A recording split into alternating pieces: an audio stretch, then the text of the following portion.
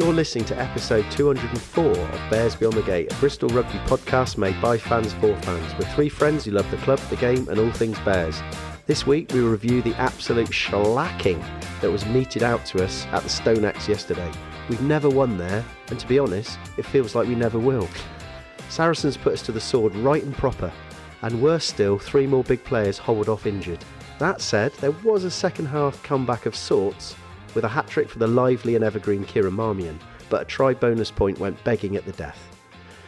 We will still search for positives if we can, and look forward to Saturday when we take on Exeter Chiefs and the return of ex-assistant coach Dave Walder. I'm Pete, and I'm joined by Lee and Miles for a cheeky beer and a bit of rugby banter back at the Bristol Beer Factory tap room. Well, boys, obviously last weekend, because of the logistics of the game, we were actually entertained at Ashton Gate in the media press conference room, and then I noticed in the week Pat was sitting in our seat. Was he? No. Yeah. It's disgusting, really, isn't it? But he needs to know his place, really, that man. yeah. But also the other thing is, I think Lewis got his nose put out of joint a little bit. He thought that we might not ever come back here, and I had to come back in the week and have a little sit down with Lewis and say, mate, it was nothing to do with you. Did you give him that teacher reassurance? I did. We had a little chat. It's a one-to-one. Yeah, good. Yeah. And I said, mate, it was too difficult. We didn't want to put you under pressure. We recognise that it's a difficult time with a rugby match on. But we're always with you. You're our boy. Well, on that note, we should say we're enjoying some really nice beers. I mean, some of the beers that are coming out of Bristol Beer Factory at the moment are amazing. And if you've not tried Vienna Flight, then there's something wrong. You need to be getting onto that stuff. And as we speak, Mr. Lewis is entering the building now. Chaps. Yeah, well, you can say something. We were actually recording, but we just bigged you up. We said that your nose was put out of joint a little bit when we banged on about doing it at Ashton Gate last Sunday in the media room. But we wanted to reassure you and our listeners and all those Bristol Beer Factory fans out there that this is our spiritual home, and it always will be. And it's our real home. I mean, you seem a lot more relaxed here. There's a sense of your shoulders. Well, That's partly because Ashton Gate didn't give us any beers. We had to take our own. Well, I heard that you stole some. No, what? No, we took our own. I bought us all a Vienna Flight each. Yeah. I love the fact that Lewis is actually looking at me as he's saying you stole the beers. There was not guilty, Lewis, not guilty. There was a legal transaction took place, and I treated us to a can of fine Vienna Flight. Did you pay for it? Of course, yeah. With his own money as well. Yeah. Absolutely. Anyway, I think we digress, boys, don't we? I do digress. I've jumped in. I didn't realise. It's all good, mate. It's all good. You will feel it will sound a little bit echoey, but I think this is what the listeners like. They like authenticity, and off he goes. Anyway, boys, I've lost my train of thought. Yeah. So we're back at the Bristol Beer Factory tap room. So just to set a bit of context for this game, I actually went to the game.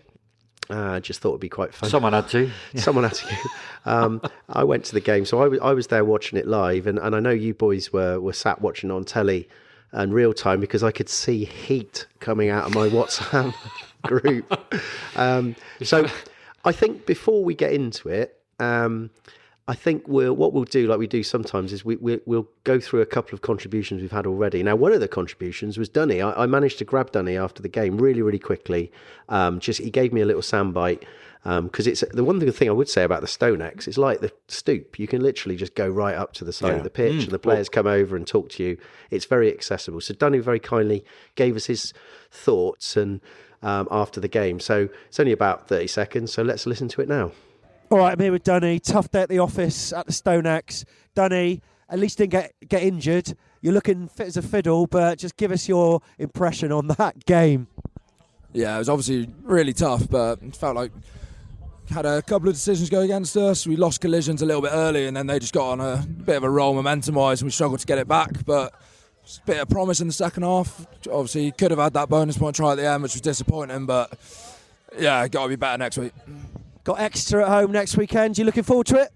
Yeah, we literally just spoke in a huddle on the pitch then. We need a bounce back. So, yeah, we'll see what happens. We'll see you back at the gate next week, Dunny. Cheers, mate. Cheers, mate. Thank you very much. So there you go. I mean, it was an honest assessment Yeah, from it Dunny. was. And Dunny's always honest. yeah, so. and also I think one of the massive positives was that he looked fit at the end of the game. He put a big shift in. He came off in the second half for Big Stevie, but it was a physical game, and obviously his shoulder is doing standing well. up well. Yeah, I thought Dunny played well actually. He's one of the brighter sparks, I think. In yesterday's performance. I think we'll talk about those in a minute, the bright sparks. But I think before we go on, I did tentatively this morning put out a short, sharp summary clarion call because I thought it'd be quite interesting to see what other listeners thought about the day. There's a little bit of laughing going on because Lewis has just come in with a few more cans. And he's trying to be as quiet as he can. He's trying to be as quiet as he can. He's done a good job. This is the service you did not. Today as well. Normally there's a bucket of ice. That's fine, buddy. Hey, you've had a busy 102 covers on 102-hour shift he's putting in one day. Yeah, so this is brilliant, and we're forever grateful. No ice either. Don't matter. Don't worry about that, mate. We got ring pulls. That's all we need. Thank you, Lewis. So I thought I did put a clarion call out for a few listeners. I thought There might be some positives. You yeah, thought? and people like to. Yeah. I don't. It's not just listening to the pod that I think a lot of listeners like. They actually like the fact that there's a kind of Bears Beyond the Gate feed that they can also write to and know that other people. And it is mainly X or Twitter. Sorry, it is mainly Twitter. Our Instagram is very niche. But here we go. So let's get a few. I'll just read through a few really quickly. Matt Morgan Bear. He said, "One game doesn't define our season. Bad day at the office. Not many teams will win at Sarries this season. Time to regroup and put it right against the Chiefs." I thought I'd start with a positive one. Yeah. Steve Smith, erstwhile Ex-councillor. he did 2 emojis, and I'm sure he won't mind me saying that one emoji was a dog, and the other one was a little brown thing with 2. Thought it would be. I mean, we have kids that listen to us, so Is there an emoji with a dog and a brown thing? yeah. So a dog and a brown thing. I think we could work that out, and that was very short and sharp. So cheers, Steve. Huge Swede Yeah, been a has while. come in, and he came in with a kind of, well, it was a soulful poem really, but it was only four words. It was Saracens storm, Bears benign. I like Soulful that. I and like that. and alliterative. I do want to meet Huge Swede Yeah. because I just have I this just want to see if he's got a picture big of head. him. Yeah, I just have this vision of walking in and the guy's head's like 3 times the size of normal. But huge. It is the most unpopular vegetable in a casserole. So I agree. I would like to. I am assuming that the Swede is a reference to the size of his head. It's got to be, It's gotta hasn't be, it? hasn't it? It's huge. We need to see you, mate. Yeah, unless he literally is a walking Swede. I might don't be know. weird, wouldn't Maybe it? he's from Sweden. How does he text? I don't know. Anyway, let's move on. Nick Spragg. He said, "We need more positivity. We go to certain grounds like the Stonex or Salford thinking we're going to lose and let ourselves get so far behind after 50 minutes, there's no coming back. We need to use our heads more."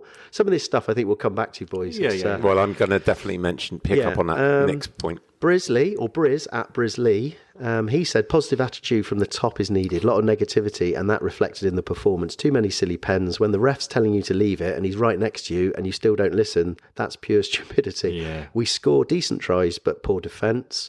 Brizzle Nick Howell, big fan of the pod. Hero listener. Didn't win the shirt, though. Come back to that later.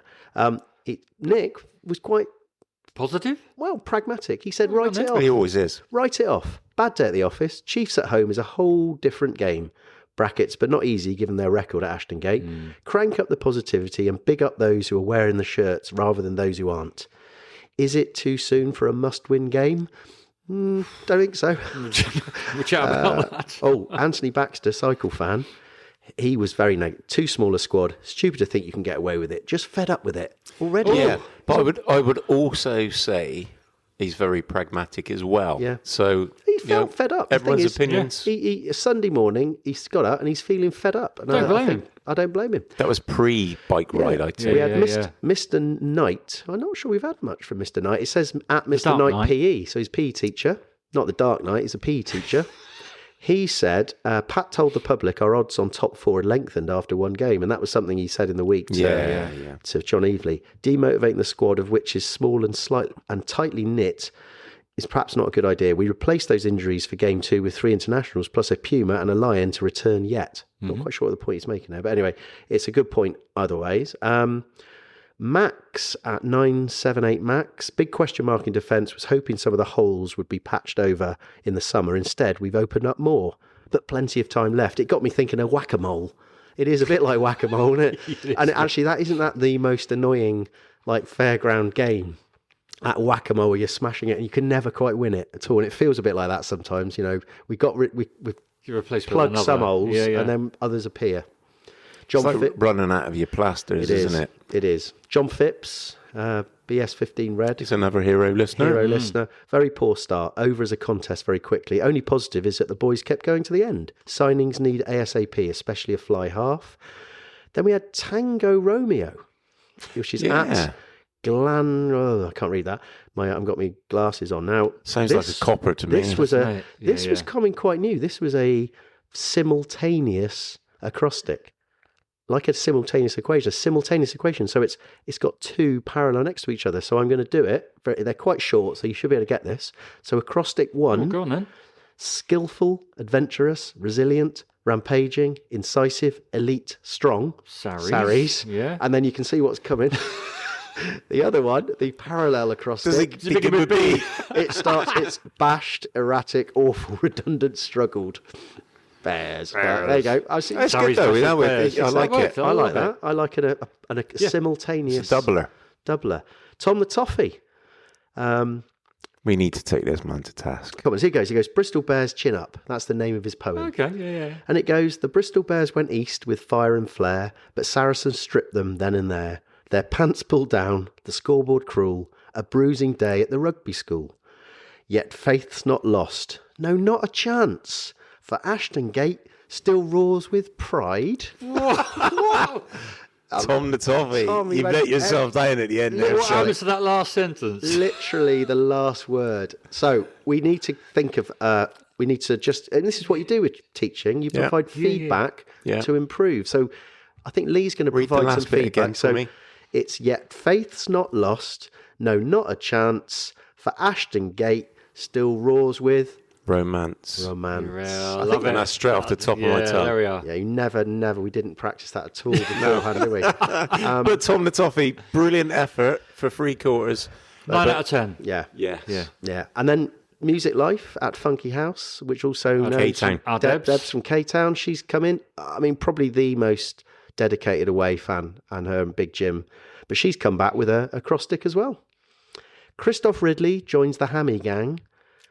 And armchair warriors, please try and attend one away game. The boys need you. Like Sarries of old, mighty effort second half. I got it. Got it? What is it's it? Calm. But I'm a bit disappointed in Deb because really Bristolians, we like to say carm. It should have been an R really. Carm. Yeah, CARM. Yeah, but she has also put a kind of an extra explanation after it, and she says it's game 2. If we can stay around mid-table until the injury situation improves, actually then she must have written something else saying then it will be all right. Okay, couple more. That was it. It was the last one. So well done. Really appreciate all of those contributions, and it kind of gives us a warm up as well, and reminds of you. Some comment. So anyway, we need something. I think we need to get stuck into this. So, I called it a shellacking, and Saracens and the word shellacking are quite well connected. Ironically, if long-term listeners will know that Jez from Fezcast once came onto our pod and said he feared they were going to get a shellacking at Ashton Gate. This was the first game after the semi-final loss. Yeah. And of course, they then beat us. So shellacking is always something we associate with Sarries, ironically. I mean, I'm just going to put that out there. If you do concede 50 points, does that get you into the shellacking area? Most definitely. Absolutely. Without question. I mean, is there any mitigation? No, I don't think so. No, none at all. I don't think so. So I think we'll accept that overall it was a shellacking. And I've got to say, boys, I mean, you were watching it on telly. I was watching it live, and I was sat quite in the middle. It's kind of the middle of the sort of pitch, so I could see everything unfolding. And we literally went soft penalty, try, soft penalty, try, conversion, because I mean, Owen Farrell kicked the first conversion from the touchline. You're thinking, oh, that's great. Cheers for that, Owen. And then before I knew, I literally had only just sat down. It felt, and we were 14-0 down. Well, when you talk about things unfolding, I think we folded like an omelette or a deck chair. To be honest, Do you have to fold an omelette though, don't you? So Yeah. the deck chair just Yes, we folded did. under its own weight. Well, wouldn't it? And it felt like many. But you get You're right. what I'm talking I think both about. of them work actually, because Saracens was like the flipper that flipped the omelette over. We were the omelette and got flipped by Saracens, or Right. we were the deck chair and the weight of Saracens on top of us. Yeah, so it works both And ways. I mate. love the deck chair, and that many injuries occur from deck chair scenarios, and as did happen. On I mean, the pitch on and whilst Saturday. we're at it, I mean, to be honest, from 14-0 down, and this is being honest from what I could see, we did look a little bit all over the place. I think the players were pretty shell-shocked by the shellacking, because, so in some ways, we were trying to rearrange the deck chairs, and it was quite windy, and it was quite hard to get them in line. And, I felt as though that it wasn't just the 14 points that were difficult. It was like kind of what it created in our kind of mindset and confidence. It was very difficult. It was. Well, we will dissect the whole game anyway, won't we now? But one thing I will say, and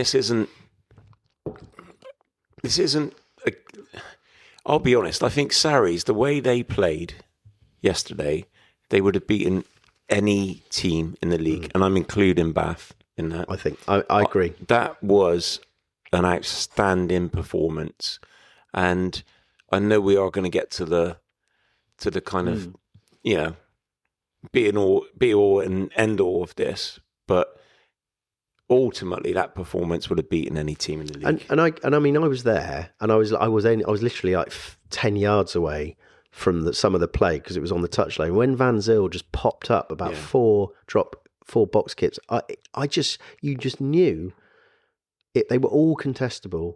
They all knew what they were doing, and I don't think we won one of them. And it was a tactical masterclass. The other thing was clearly quite obvious. They absolutely targeted our big players. Yeah. So Bill Matter was kind of given the ball, and he was just smothered straight away. There was one tackle where he got pushed backwards about 5 yards, and of course, that is just mentally, well, we've never seen that, have we? No. For the rest of the boys, thinking, isn't he? hang on, you're our one-up runner, and you're going backwards. What's happened there? And then they targeted Lewis Rees-Zammit. I mean, Lewis Rees-Zammit was pretty game. He had a lot of balls pumped at him. He actually took a lot of contact, but he got very little space. But as we saw in the second half, when he did get a bit of space, he clearly is very destructive. But they were just, their game plan was absolutely on point. Right, I'm going to mention this now because I think it's better to get this done early. Yeah. I did feel that Pat Lamb's talk before the pre-game conference was so negative. And I'm not saying that, I mean, the guys who go out on the pitch, that it wouldn't have affected them at all because they go out to win, whatever. We know that. Yeah. But I just felt it was so negative that, Pat's kind of saying about, well, our chances of finishing in the top four have already been depleted. And I don't want to hear that from my coach. We all know that, but it's almost like, well, we don't need to say it. I thought that was a really bad start to things. Yeah. I don't know what you guys think. Miles, what do you think? Not ideal. You're absolutely right. I think as fans and viewers, we are fully aware of the injury situation, and we know that it's going to be an uphill battle to even get top 6, top 4 if these injuries aren't replaced or sorted at the end of the season. And I agree, it's potentially not the best choice of words by our DOR to sort of, tell us that exact same thing. And yeah, we know it, but potentially, I don't want that reiterated by Pat Lam. I agree. I just think we've actually chosen to start with a smaller squad this season, the smallest squad in the Premiership, and it is unprecedented the amount of injuries we've had, in 2 games. I fully appreciate that.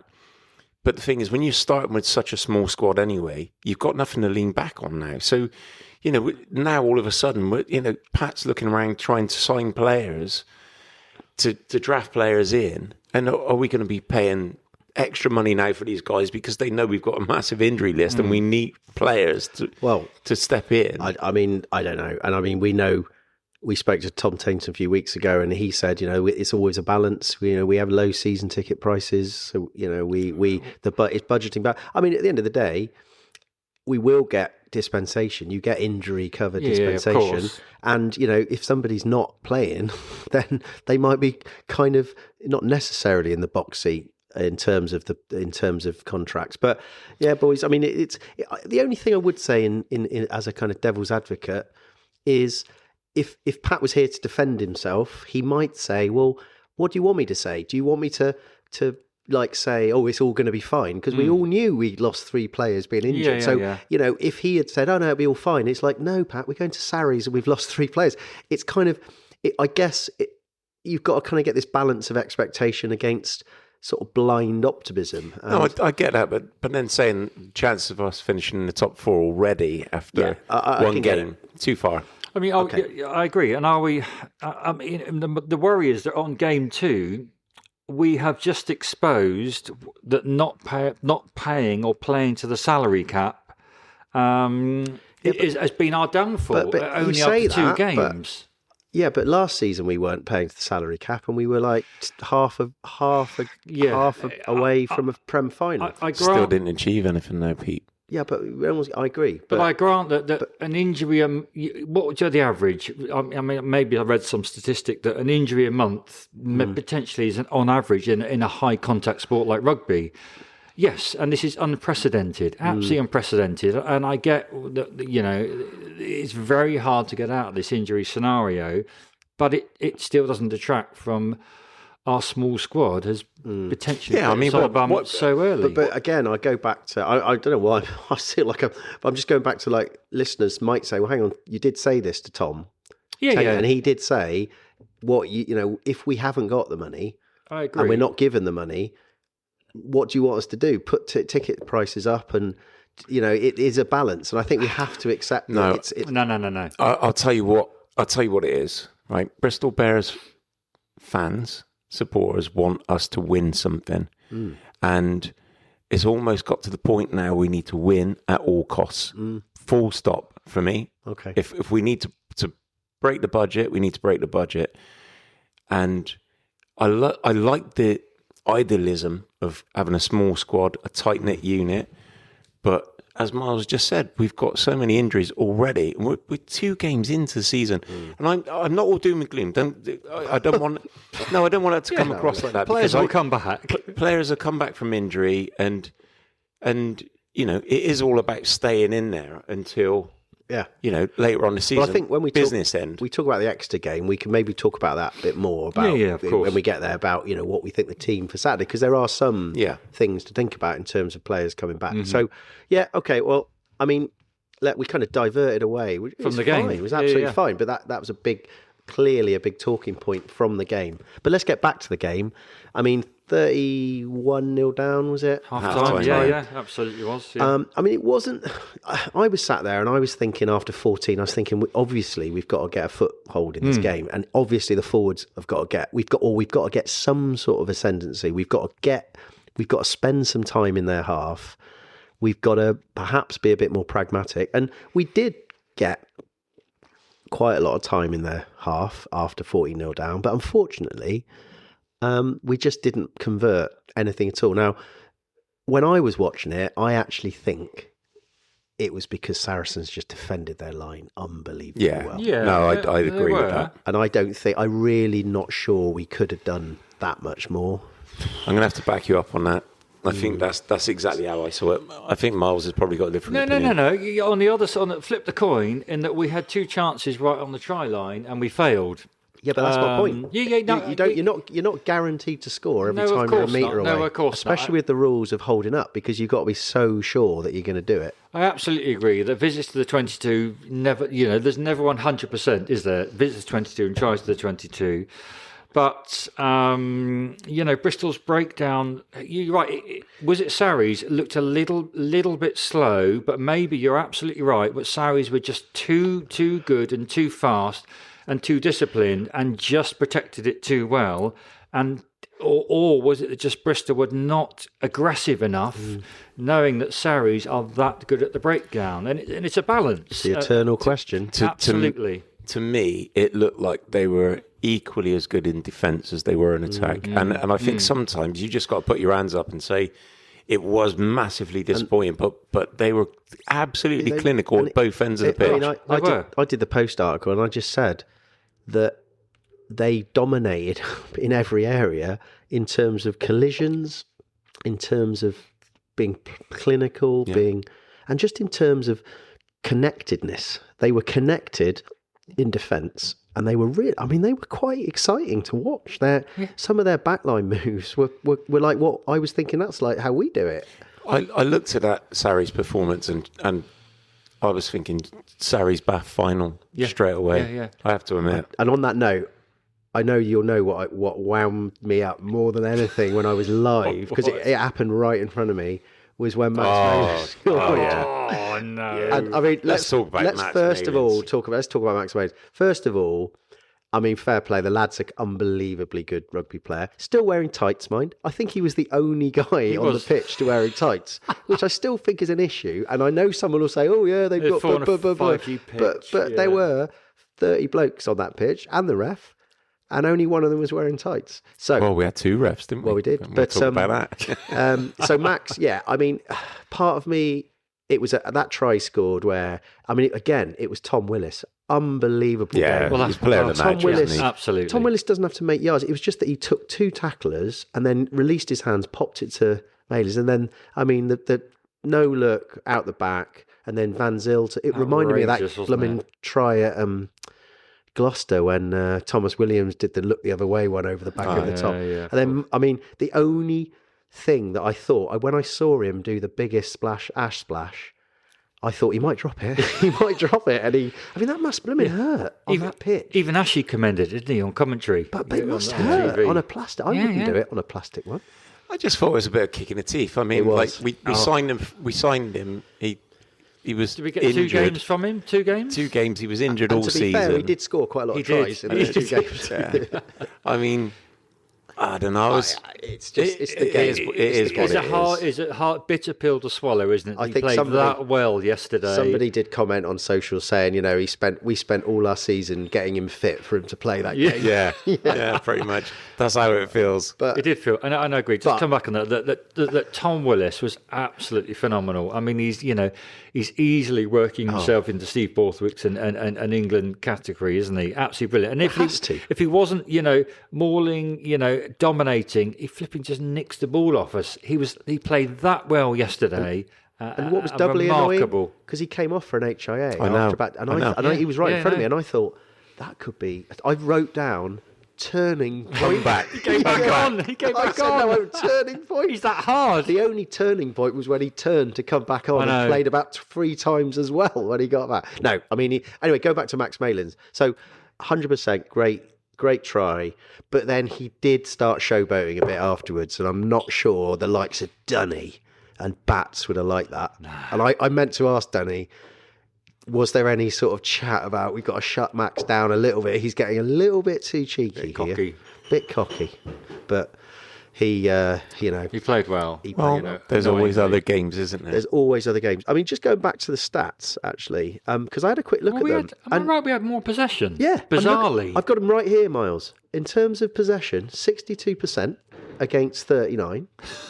And we had 57% against, 30, I can't read it. Then we had 57% territory. Yeah.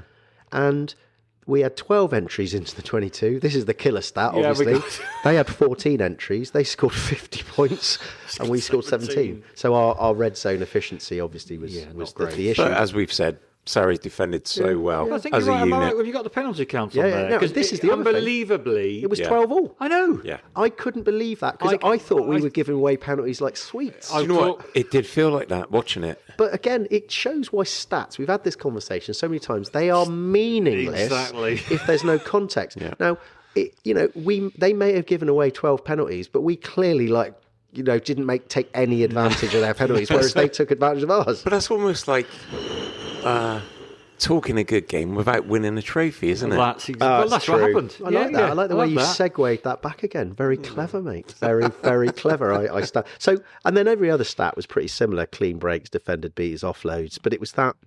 I mean, even things like maul success was pretty similar. Mauls, same. We had 7 mauls. They had 4. Ruck success. We had 99% ruck success. But I was just thinking, what? We never but it's not about the success of the ruck. It's how fast it goes and how it doesn't tell you slowing down the opposition percentage, does it? And I mean, that's what really matters, doesn't it? So again, lovely little sideways bar graphs. It looked good in a little project, but totally doesn't tell you anything. Ultimately, it's meaningless, isn't it? Yeah, the result of the game. The result is everything.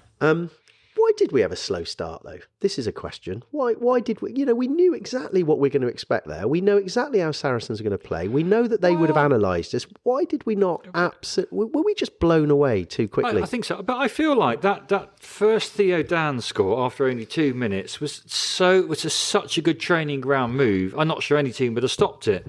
They threw it short, didn't they, on the throw in? Back to Theo Dan. They just legged it over in the corner on the pitch. I don't think you could have defended that. That's the sort of thing we would also, try. And to be fair, Kieran Marmion did try and tackle him and got hit. It was down against Marmion. And Marmion, I thought, was textbook tackle from about 3 yards out, and he just got absolutely marmalised. And he didn't do anything wrong. It was just that the power took Dan 3 yards over. No, we couldn't do anything about that. That was a classic move. But then the thing was, after that, what annoyed me was he then gave away another stupid penalty straight after that. Then they got back down again. And that's when you have to think, boys, this is where you say, we've all got to focus 10% more. We've got somebody's got to say, it's 10%, boys, 10%. Like, absolutely on it. And then it just didn't happen. Was that the annoying thing when the ref told Gabe Zograte not to touch the number 9, and then he just... Well, that was after 4. That was, yeah. Yeah, there were some silly penalties, and absolutely. Yeah. So we're just going to have a little pause for a moment because Lee needs to go to the toilet. So we'll be back. This is where we need adverts, boys, don't we? We've always said we don't want adverts. Yeah. We're going to have a quick advert break. They're like the young girl with the stripes in the 80s, the intermission sort of thing on the BBC. Not sure what you were doing in the... Oh, I know what you mean. Fellas, we should say that I did get down here at 6 o'clock. Yeah, so boys, I'm still recording. Like, let's stop. So listeners will be pleased to know that Lee has now returned from the toilet and we've now got ourselves coordinated. So are you ready, boys, for the second part of the pod? 3, 2, 1... Oh! Ring balls at the ready. He's got a spillage. That's just got spillage all over my trousers. That's what happens when you take a mickey at me. Anyway, we've got to move on, boys. So, Lee, you're now fit as a fiddle. I thought you were getting a bit quiet towards the end of that first part. So, we've done a lot of chat. It's a bit uncomfortable. We've done a lot of chat. I mean, there's lots of different opinions out there. Some people, are very unhappy. Some people are saying, look, it was always going to be a difficult game. Let's move on. Yeah. We've got other games to focus on. Let's talk about the second half. Until right at the end, we were actually winning the second half. Absolutely. We definitely came out with more intensity. A lot of people say, yeah, but it's too little too late. And I get it. But it was actually quite nice to see some sort of response. So I think we'll just focus a little bit on that. And we've got to doff our cap. And I know that our big fan from Connacht, Iana J, will be very... I did promise I'd mention it because he's obviously Kieran Marmion's... I think he's the secretary of Kieran Marmion's fan club, to be honest, because he'd already put something on saying, don't let me say it. But anyway, Marmion was actually played really well. I thought he was our best player by a stretch. And this is a guy who was on the back foot quite a lot of the time, scored 3 great tries. He's clearly started the season in form. And I think that's the one general positive we have is that I don't think we're lacking at the moment at scrum half. We just don't want him to get injured either. So I think we need to doff a cap to Marmion and to Kieran and say, well done, mate. Hat-trick. And he had a full 80. He knew that there was no one really. I mean, Max Pepper came on, to be fair, and did well, but came on, in the wing or somewhere. So for Jenkins, Marmion's centre, wasn't he? Yeah, Marmion's really knew he had to step up, but he didn't go into himself. He kept playing like a scrum half should play. Well, I think that was the biggest positive of the second half was the fact that we kept going. I mean, we knew the game was gone at half time, but actually the whole performance of the second half, the whole team, when you're beaten, sometimes you can let your heads go down, and but we didn't, and we kept going for the the bonus, the 4-try bonus point, and really we're very, very close. It was the grasp of Harry Fatt's fingers, or the lack of. Yeah, I mean, it was a shame that, and actually, to be honest, that came from nothing. I think we had 5 seconds to go, and then we got a penalty. And I thought game's gone. We got a penalty. We went down. We did everything we could. And actually, they did the right thing. They didn't try and do a rolling maul, did they? They did a little spin off, and it almost was there. And I thought it was in. And I jumped up, looked like a bit of a knob. We all did. Really. And to be fair, on the TV, it did look like he got it first of all. But it wasn't to be. A couple of other things. Aidan Boshoff came on very early for Joe Jenkins. Now, we've seen a bit of this guy. He's Wales under 20. He's the one with the flowing locks. Played a couple of Prem Cup games, but this was his actual Premiership debut. So you can imagine how he was feeling. Well, away at Sarries. But away at Sarries, he was probably on. thinking I might be the last person to come on at the end of the game. Yeah. And the interesting thing was, I actually saw him afterwards. He was talking to his mum and some relatives, and they were stood right next to me, and I could hear him saying that they genuinely thought he was only going to get 20 minutes. So when he came on early, it was quite a big thing. And he was kind of like a starstruck sort of fan, because he said, and the other thing was, I heard him say this, did you not see me? I was almost scrapping with Owen Farrell. It was like he was kind of fun. That's brilliant. And it was brilliant. And you know what? I came away, I thought, I like that boy's attitude. Yeah. And he's big. I thought he looks quite small. He's big, and he's muscly. And I think we're going to need him, to be honest, at this rate. And he held his own as well, he did didn't he? Physically, he did. He didn't panic. And I think when he came on, he went on the wing, and then we had 2 rucks, and Marmion was out of it, and he went in at scrum half, and he flicked, he took control. He did. And I just think that was a positive attitude. That was and we'll see more of Aidan. I mean, there weren't too many positives of the whole game, but I absolutely agree. The second half, the substitutes that came on, the energy they brought, and the power. And you're right, they did not look down, and they brought some absolute life to the second half. And I thought they were flipping brilliant. Boshoff came on, Pepper, Graham Slaw. Well, the whole bench was empty. The whole bench was empty, to be honest with you. And every one of those subs put in 100%. And Thacker looked really lively. And you're right, really unlucky not to get that bonus point on the 81st minute.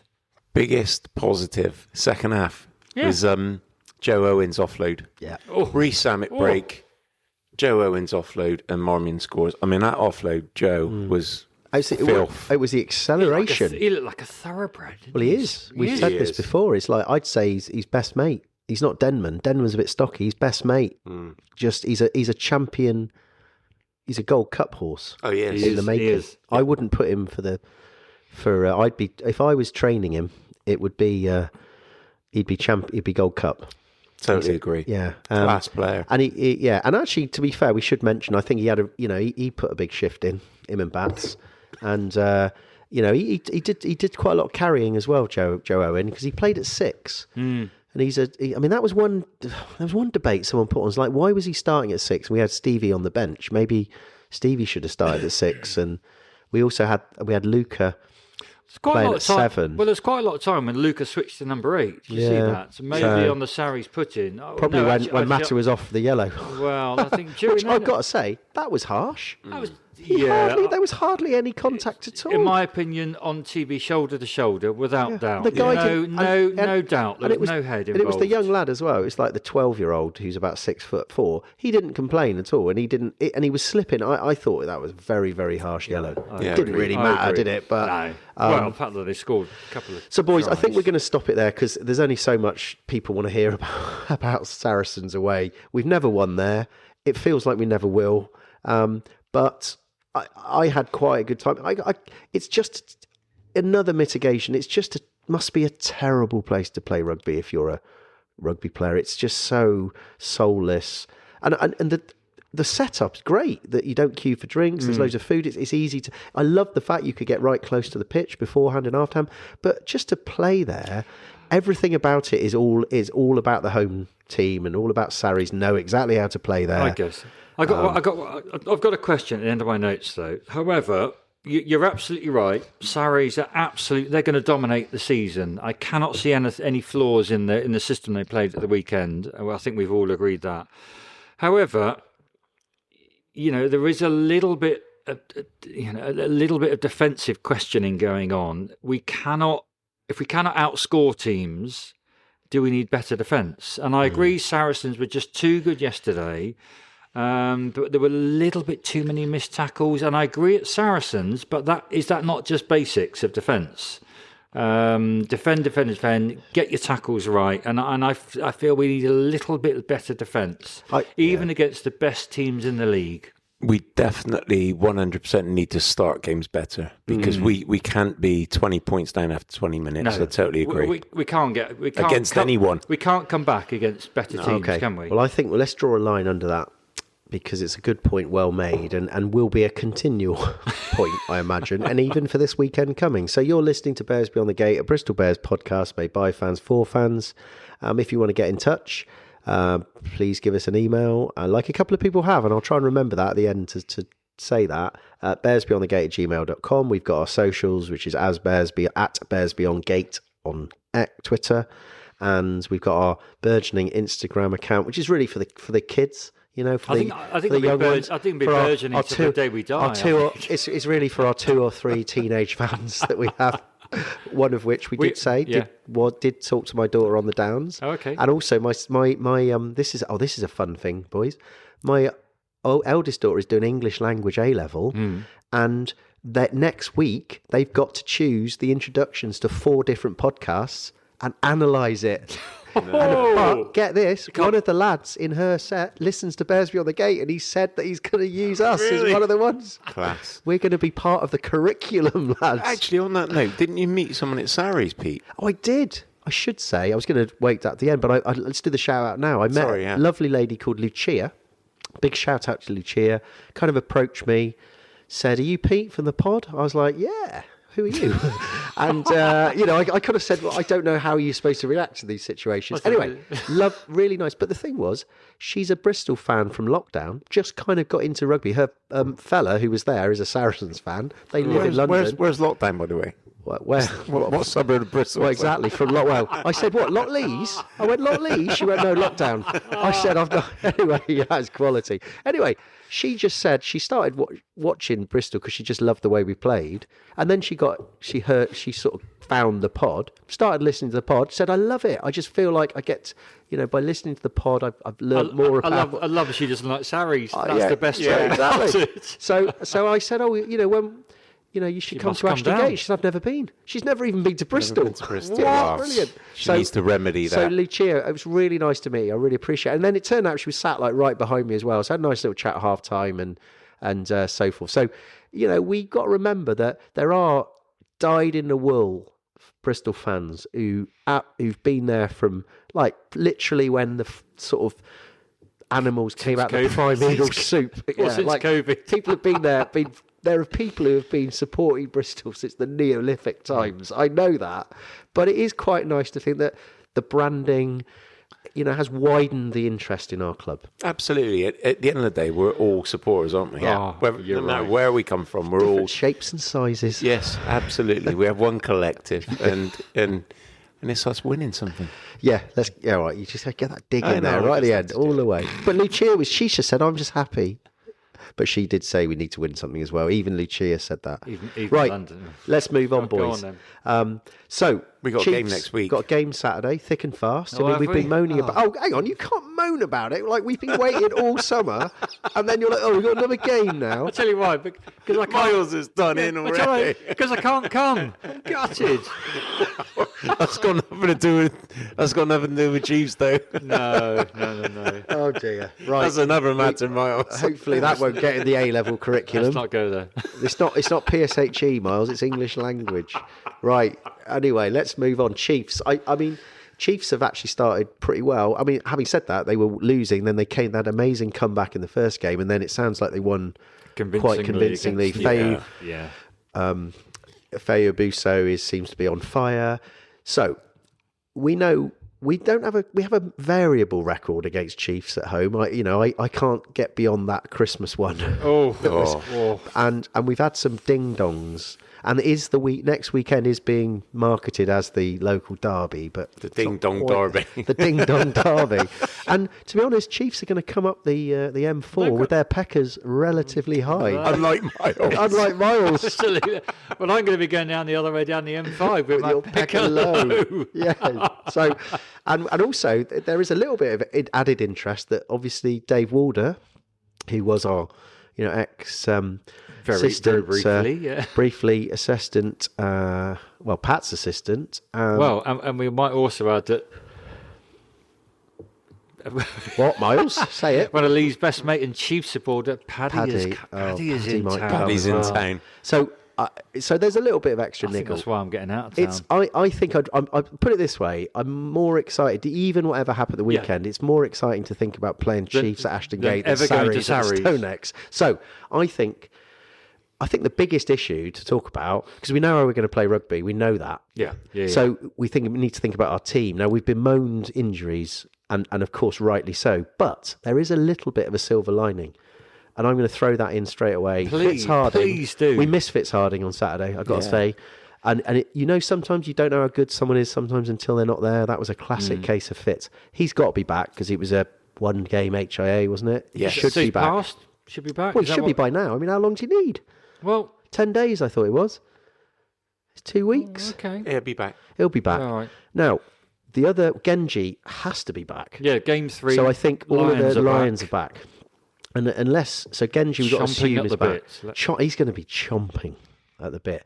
And the other big issue is the Argentinians. So the Rugby Championship's now finished. Yes. We've got Pedro Rubiolo, he went 80 against the South Africans, though, and we got Santi Grondona. So I'm hoping that both of those will be at least benched. Yes. Yeah, I agree. Yeah. I agree. The other little one I'm going to throw out there, Rich Lane. Because when we had that update, he was the one where you thought it was only a little stinger. It wasn't surgery It required. wasn't surgery. Thankfully. It wasn't out for the season. It was a bit of a stinger. Should be come back soon because we really need Rich Lane. Yeah, I think I we definitely agree. do. I absolutely agree. So on that note, shall we go for a starting 15? we can try. Let's do it. Who If wants- there's any injuries you can this choose what you want because I've already done one in my head. But if you want to, you've got a chance to choose which part of that 15 you want. If we divide Miles it into, take the front row for should a we do? change. Well, let's divide it in. It's 15 divided by 3, 5 each. So who's Okay. going to do front 5? I'm happy. Go on then. Right, front 5. Genji, Yeah. Ogre, Chawatama or Kloska. I suspect it might be Kloska. Yeah, I will agree. start. I think so. Okay, but I think those two are interchangeable at the moment. So Yeah, then they Chawatama will both be on played the well. on the bench, and then You I know, mean, second row's done. Dunn and Bats Yeah. because they both. I saw them like live a metre away, and they look fine. So I can say nothing that wrong as with an those two. exclusive. They both looked all right. They came off the pitch. They weren't unscathed. hobbling.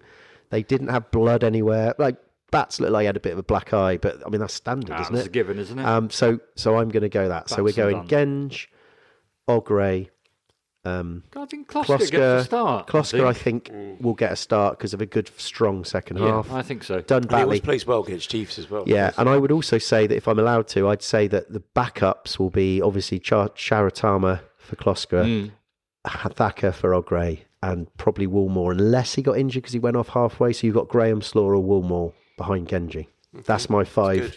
Who's going to do Miles. back 3 and then half backs? I don't think we can muck around. Bill Matter, number 8. Has to be. Fitz back. Has to be. We At hope 7. so. I'd have say 7. So who's going to be He's going to be blindside? at 6. Interesting. That's interesting. See, now we've actually got. We Yeah. go on about injuries. We're now Hang thinking, on. oh, we've got a bit of a choice here. I'm going to go for Luka Ivanishvili. At 6? Oh, no, hang on. What? No, Fitz will go 7. Fitz a 7. Fitz will be 7, yeah. Yeah, I think we're going to go back to type. I think if he anything, he'll be on the bench. And he want to. Tricky. Or you keep going. And then So what are you saying? Fitz at 7, Matter at 8. Okay. Don't lean too far away from the microphone. No. I don't know.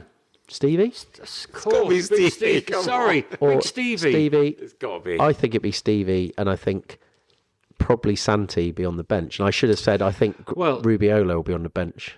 I mean, yeah, Santi played For a- brilliantly at the yeah. weekend when he But came on. he played 8 for the RGs. Yeah, I know. It's just how much rest. I mean, I don't think they need it, but are we going to give them rest? That's my only thing. Well, that's it. Well, 60 minutes rest? Well, I mean, when you think how depleted the squad is, no, I think you need don't to think throw we them in. can. Yeah. You need to throw them in. I think. I mean, we you know, also got Ben Grondona, who's also came he- on he and played played well. well, So it but might be that I think he'll be on the Santi bench. might. I don't know. I just feel like Big Stevie to start. physicality. We need Rubiola. I think he's going to say we need you, Big Pedro, because Chiefs are going to come hot and hard, unlike Miles. Sorry for down Devon. This podcast is going down. But do you know what I mean? Let's not detract that, we needed some leadership at Sarries. The captain was out, so we need him back. But secondary captain, Big Stevie, we've got to play. There's no mucking around next weekend, is there? We've got to get a good start. We've said we've got to get a good start. Stevie. So Stevie to start. Right. And Half-backs then, obviously. Matter at number 8. Obviously, you've got 2 half-backs for your 5. You've had 3 back row. Half-backs, obviously. 9, obviously. Marmion. Start with Marmion. And then 10, we're going to assume. We're going to see that Jordan's back. I think it was, precautionary rib injury. Yeah. Rest. Has to be. One day back Yeah. on Saturday. Then centres, back Right. 3 then. Okay, so Joe Jenkins is out. Gone. He's gone. He's finished. Another He's- hammy. Yeah, 100%. So, blimey, this. I mean, we're talking bare bones now, aren't we? So, actually, Joe Owen. What about Joe Owen? Hang on. Bench. Bench. You reckon bench? Yeah, definitely Okay. bench. Played brilliant. Unless So- he could be an outside 6. Let's put Okay. him. Could be an outside Yeah, candidate possible. for 6 because he did play well. Anyway, Right. So we got Bernard. We know Bernard's in the centre. of course we have. That's a I given. saw him actually, just a little side, because I met him at Asda once. I haven't really spoken to him because I don't think he kind of really understands who we are because we have had a chat. But anyway, and I've met him at Asda, which is you meet a lot of weird people. And he's not weird, but we meet anyway. Everyone's weird at He's Asda. probably been told you meet a lot of weird people at Asda. Anyway, he came over at the end of the game, and there was some little kid who was stood right by me. And he came over and then he did it and then he looked at me and he gave me that look. You know when you kind of know that you know someone but you're not quite sure? It was definitely that. And there was that little awkward silence. I thought, no, I won't put him on the spot, and just sort of smiled at him and walked away. I'm sure he looked at you and thought, that's the pervert who was looking at my girlfriend. Yeah, Asda. When we were in the sports bar. Anyway, after the game. let's go. So Right, Bernard, 12. Yeah. Bloody hell, who's going to play alongside him? Oh, come on. Mr. Red-Band. Revovo. It's got to be. Revovo. Yeah, He's it a has to 30, be. it's Yeah, Revovo. You know what? But now I'm struggling thinking who's going to play on Well, the wing that's then. the problem. Well, I can tell you. I think the Hobbly Toe Boy is okay. I think Because I'm, at this point in time, I'm thinking everyone's injured. Yeah. So No, I think Lewis was- Rees I think Samet. he was Right. walking at the end of the pitch and on also, TV. I think- told you boys, I also exclusive Bears Beyond the Gate exclusive, and I stopped at Reading Services on the way home at about 10 o'clock. Lewis Rees Samet came in with his girlfriend into the Reading Services. What? And he was walking better than he was when he off the bit. I actually asked him, "Is your toe all right?" And he said, "Yeah, it'll be all right." And then walked There off. we go. So there you go. It's a toe, isn't it? It was a toe. Come on. Yeah, strap it to the other. Yeah. So Other I'm toe and based be on all my right. experience of talking to him for 1 second at Reading Services. He's going to play. He's going to play. Okay. Well, that's good. So the other wing is the other question, though. Wow. Yeah. Heward? No, he's injured. Oh, for God's sake. I think the guy we've just bigged up massively. Hey, The guy we just bigged up. who's left? Who came Boschkoff. on? Boschkoff. Boschkoff's going to start. He has to. I can't think of any other wingers. Devano. Howard's injured. Ibitoi's injured. We haven't Lane, got, unless we haven't got Lane's another back. option. But the thing is, see, because he's Max so Pepper, new, maybe. because he's so Well, new, I can't even kind of get it into my No. full process Pepper yet. might play because I suppose Pepper's got a slightly bit more experience having played at Newcastle. Yeah, I guess. And then 15, Well, it's got to be Carrington. got to be the isn't it? Carrington again. He had a couple of. He had to deal with a couple of massive spiral bombs from difficult. Farrell, and there was one that bounced. It was bounced onto his chest, which I thought wasn't a knock on, but anyway. But I thought he did all right considering, and he's going to carry on, isn't he? Yeah. Well, there's no one else. And I think bench will be Worsley will be on the bench to cover. Yeah, for he 10. did all right, actually. I Yeah. thought Thursday, against tough Sarries team. Pepper will be on. Well, I mean, we should say actually, Worsley, he's a Devon boy. Yeah. So I think his brother plays for Clumpton. Under Do you think they'll be 14s bringing or something another like that, coach up? Come on. I mean, if they took 17 to So it's a big day the out. big day out, they'll be bringing like 700. 17. The whole of They brought 50. Oh yeah, even more. 62. So I reckon the whole of Columpton. So any like minor thieves out there, it's a good weekend to have a little snout around Columpton. Paddy's walking. I know Paddy's walking home to Columpton like he normally does. Well, no, he won't be doing that again. He'll only have to go 300 yards this week. So I think that's sorted. So let's very quickly, we go round very quickly. What do you think is going to happen? Like, what's your prediction, score, result? Say result, not score. Result on Saturday. Bears win by 12. Bears win by 12. I think it's going to be tight. I mean, Chiefs have got the peckers up. They came Unlike back from Miles. they came back from what 33 down against Saints, and they've just beaten Chiefs 38-15. There are other metaphors you could have used, Miles. No, Chiefs are just beating Chiefs. I'm not going to go there. You could have said Chiefs are going to be strong. Not going to go there. Confident. They're going to be confident. I think it's going to be Bristol win by 2. Well, I think it does depend again on injuries. It depends maybe a little bit on the weather. But I think Dunny, the way he looked at me in the eye and he said... And before he kissed you. No. Before he said, he said, you again. You're always following me around. But he looked me in the eye and he said, we've been in the huddle. We've said, first thing, big response Saturday. It has to be. Has to be. So I'm going to say Bristol by 5. Not that big. It's not that big a response. It's going to be one of those responses when the ambulance takes about 3 hours to get there, but it does eventually get there in the end. You know what? I think it could be. Seriously, I think it could be a big response, and we'll absolutely smash them. What, like multi? Well, you just said by 2 points. I know. I'm being a sceptic. Are you saying like one of these responses where you get like about 5 ambulances, fire engines? You may even have the Coast Guard involved as well. Air ambulance is standard. That sort of response. We're going to marmalise them by 2 and then points. A couple of AA vans. The 5th emergency service will be there as well. That's why I'm swapping counties for the week, just for the day. Right, boys, we've got to move on. Couple of things we've got to get through. Go. AOB. We did a very, very low-key draw for hero listeners, people who contributed to this amazing equipment that we're using. We thought I did email everyone, so they have had their thank you. We did a little draw for Dunny's European shirt, unwashed and signed, and the few people were there. Unfortunately, none of them won it at all. So so basically, the winner was Adrian Randall. There was some discussion about whether that was Harry's dad, but it's clearly not. So Adrian Randall, I will email you actually, but if you're at the game on Saturday, let us know because we could arrange to get the shirt. And also, Chris Thorne, I did an on-the-spot second prize, which was a Bristol Beer Factory 10%. It was Miles' 10% card. Which Miles? Yeah, I've now retracted.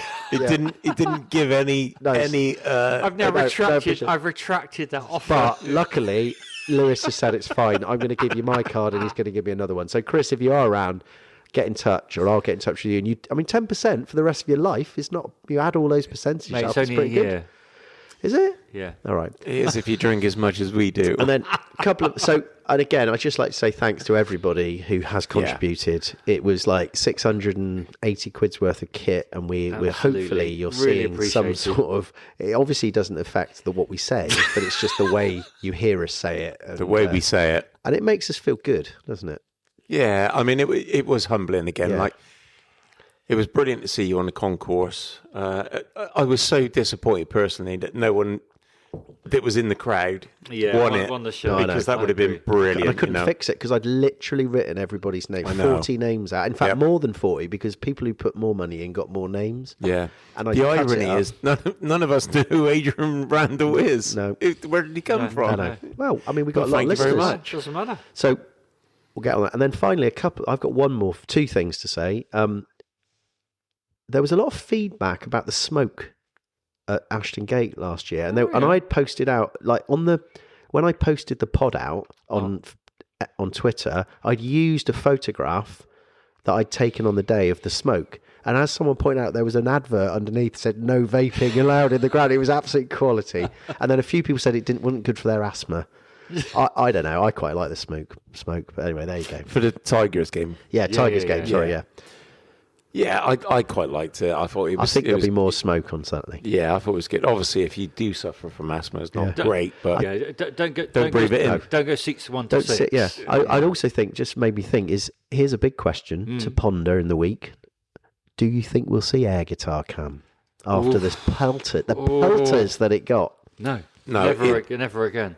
No, it deserved pelters. I mean, we had Adge down, lying injured, and they put that on. It was absolute nonsense. Just don't do that again. No. And then finally, two things actually. Tom Partridge, long-time listener, pulled us up. Well, pulled me up really on when I was stumbling around He the pulled definition. us. Pulled us up when we were talking about the score last week being 42-24. It's palindromic, and I was trying to explain what that was, and it was we didn't really get the definition out right. There was talk of symmetry, there was talk of equilibrium. So, and Tom pulled us up on it. Equidistant, I think And I he didn't. I said, but it was a palindrome. He said, "Oh yeah, I'm not arguing that you were right. It's just that your definition wasn't very good." So I looked it up, and here it is. It is a word, phrase, or sequence that reads the same backwards as forwards, e.g., madam or nurse's run, which of course is what they do at the BRI when they see Miles coming along. But also, Tom, I'd like to say you tried drinking 10 pints and still making sense of a podcast. Exactly. And then you can do it. Or recording a podcast after about. I'd 6 also pints. like to finish off by we mentioned the old fortress thing last week, and then Spencer Mizzen got in touch, and he is a history buff, and I think we're running out of time, but he gave us quite a detailed I loved it. history lesson about fortresses. And you know what? I said it, and if I'm really quick, if I quickly get me bears me, I can see I can was a switch good accounts. history It was quote. actually really, really good. So here it is. I'm going to read it out. So Spencer got in touch and said, or did he? He says, Spencer Mizzen, hello chaps, still loving the podcast. I enjoyed your discussion on whether Leicester successfully breached Fortress Ashton Gate on Sunday. As a long-time fan of English history, here's my take on the game. For me, Bristol's valiant win over the Tigers most closely resembles the 1216 siege of Dover Castle in the First Barons' War. Prince Louis's French army, led by those dastardly knights Radwan and Van Portfleet, very clever, breached the fortress walls and threatened to eat our pasties and steal our cider. However, they were quickly identified, isolated, and ultimately repelled by a dashing English counterattack led by Sir James Dunn of Bristol. Radwan and Van Portfleet were last seen somewhere on the M5, running for their lives back to Leicester. Huzzah! Victory was ours. Oh, and Palam definitely isn't a modern-day King John. So cheers, Spencer Mizzen. Well, that's one of the best things I've heard in a long time. But the M5, would it still been called the M5 back in 1065? I'm not sure really, but I can contest. It's a Roman road, I reckon. Yeah. I can contest that I have actually seen the walls of Dover Castle, and they are huge, and there would be the repelling of them would be quite easy. Okay. So yeah, you go. Well, I think on that note, I love that, though. that was so good. Love wasn't it. And that is Brilliant. what I love about this, is that someone's felt compelled to adapt a historical event to kind of clarify something that we talked about. That is beautiful, and I think Spencer is a good friend of Big Johnny Silverthorne as well. So yeah. So it's all good, all good in the hood. Thank you, Spencer. Anyway, anything else to say, boys? no, 'Cause I not think we're really. gonna crack Not really. On that. So on that note, that historical note, I think we'll say, have a good week. Stay safe. Stay positive. Stay positive. You're right. There's always another game. Please turn up next weekend and 1, 2, 3. Up the Bears.